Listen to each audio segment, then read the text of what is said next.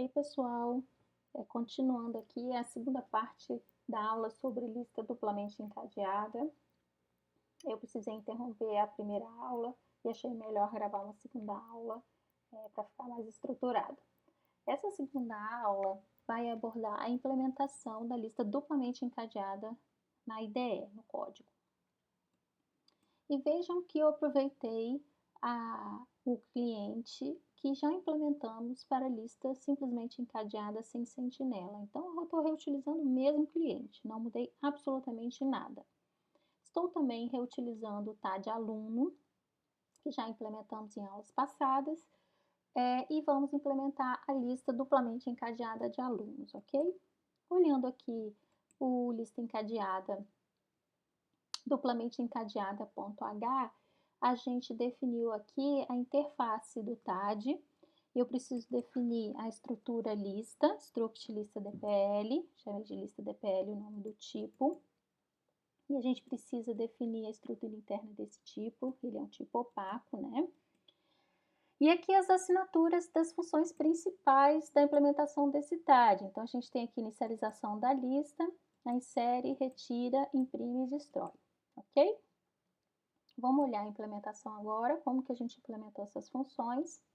A struct lista DPL, como é uma lista sem sentinela, ela não tem aquela estrutura inicial, a definição da lista é a definição da própria célula. Eu comentei, expliquei isso para vocês lá quando eu expliquei a lista, apresentei a lista simplesmente encadeada sem sentinela. E o que teria na célula do lista duplamente encadeada? Teria um ponteiro para o aluno, afinal, uma lista de alunos, ponteiro prox, que é um ponteiro para a próxima célula, e o ponteiro ante, que é o ponteiro para a célula anterior. Da mesma forma que iniciamos uma lista sem sentinela simplesmente encadeada, vamos iniciar uma lista sem sentinela duplamente encadeada, retornando num, que é a definição que a gente está usando de lista vazia. Já que essa lista não tem aquela estrutura inicial, o ponteiro de início da lista é o ponteiro para a primeira célula. Se a lista está vazia, essa célula não existe. Então, daí a gente fala que a lista, quando ela está vazia, ela está null nesse caso, nesse tipo de lista, ok? Insere, né? Seguindo aquelas instruções gerais que eu mostrei para vocês no desenho, a insere vai alocar uma nova célula, um alloc, para o tipo da lista duplamente encadeada, atribui o aluno, atribui célula seta ante, que é o ponteiro ante da primeira célula, que aponta para null. Nova seta prox vai ser encadeado para a lista. Então, nova seta prox vai receber o endereço da lista. A gente vai fazer o encadeamento para a direita.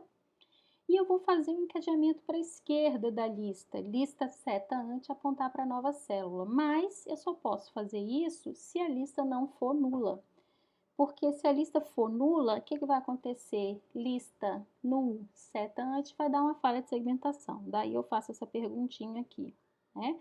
Vejam que eu estou usando os operadores de comparação, igual, não igual, diferente, e comparando os ponteiros com null. Vocês não precisam fazer assim dessa forma, né? Vocês podem usar simplesmente o booleano do C para fazer a pergunta, né? Fazer o if.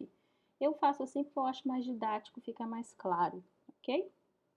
Mas vocês podem usar outros estilos de programação, todos são possíveis. Beleza, aí, lembrando que eu preciso retornar a nova, que é o novo ponteiro, o novo endereço da lista. Lembrando que é uma lista sem sentinela e, portanto, o cliente precisa ficar sabendo do novo endereço da lista. Beleza. Vamos agora para o retira. O retira, diferente da lista simplesmente encadeada, eu não preciso ter o ponteiro ante, porque o próprio nó, a própria célula já tem uma referência para a célula anterior, através do seu campo ante. Então, não preciso caminhar com dois ponteiros. Mas eu ainda preciso fazer uma busca para encontrar a célula que eu quero retirar. Para fazer essa busca, eu resolvi colocar a função de busca como uma função auxiliar, estática, tá certo? Como uma função privada a esse módulo. E eu fiz a busca da seguinte forma: recebo a lista e a chave de busca, que nesse caso é o nome do aluno, mas poderia ser outro tipo de chave de busca aqui também, como a gente já comentou. Para fazer essa busca, eu estou fazendo um for com ponteiro auxiliar P apontando para o início da lista. Enquanto P for diferente de null, vou incrementar P com P setaprox, tá? Cada iteração desse for, o P vai passar para o próximo. E aí eu faço a comparação com a função strcmp da string.h para saber se as strings são iguais. Se o nome do aluno da célula visitada for igual à chave de busca, o strcmp vai retornar 0 e eu vou retornar o endereço dessa célula, vou retornar o P, ok? Se não encontrou em nenhum momento a chave de busca na lista, ou então a lista já era vazia de início, eu saio desse for e vou retornar null. Então, essa é a função de busca. E aí, no retira, o que eu faço? O primeiro passo é chamar essa função de busca passando a lista e a chave de busca. E atualizo o resultado dessa busca num ponteiro P auxiliar. Se P for null, isso significa que não encontrou ou lista vazia, uma das duas coisas, e eu retorno null nesse caso. Beleza, começando agora a brincadeira. A gente precisa considerar as possibilidades do retira. Lembra que eu falei que a gente tem que tratar se for a primeira célula, se for a última célula?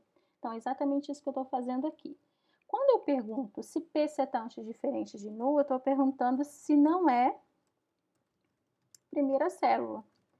Se não for primeira célula, o que eu faço? Eu vou atualizar aquele primeiro ponteirinho, ponteiro ante, para apontar para a próxima, fazendo P seta ante, seta prox, apontar para P seta prox.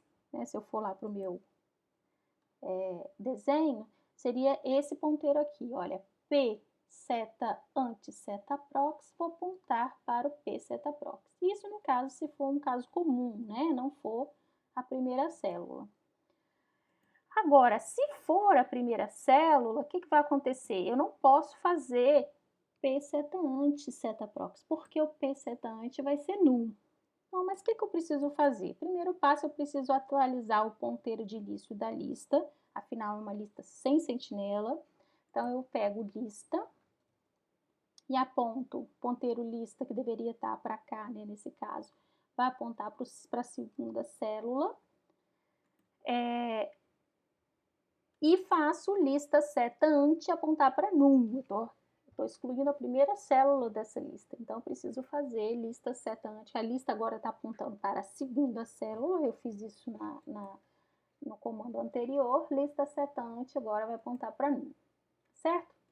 Agora, se não for o último,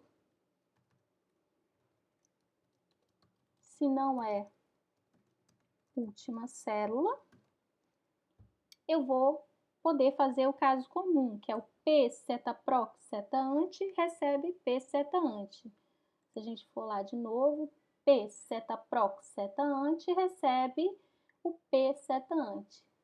P seta prox seta ante, que é esse ponteiro aqui, vai apontar para o P seta ante, certo? Agora, se ele for o último, eu não posso fazer P seta prox seta ante, porque o P seta prox vai ser null e, portanto, eu não posso fazer essa atribuição, mas eu preciso atualizar o ponteiro P seta ante seta prox receber null. Esse ponteiro aqui é da célula anterior, que vai passar a apontar para null, ok? Fazendo tudo isso, desencadeando a célula P corretamente, eu posso liberar P e retorno o novo endereço da lista, tá certo? A imprime fica do mesmo jeito de uma lista simplesmente encadeada e a destrói também a mesma coisa de uma lista simplesmente encadeada, tá, gente? Não tem diferença nenhuma. E a gente pode testar esse código. A main é a mesma coisa que eu já havia explicado para vocês.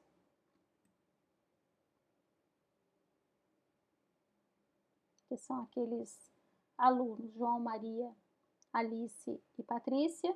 eu vou excluir a Alice, que é o caso comum, depois eu insiro a Alice no início, depois eu excluo a Alice do início, para saber se está excluído do início, e depois eu excluo Patrícia, e tá dando tudo certinho. Vocês têm que ir lá agora ver no Valgrind, vocês vão fazer isso, eu estou destruindo aqui os alunos no cliente. É isso, pessoal, essa é uma lista duplamente encadeada.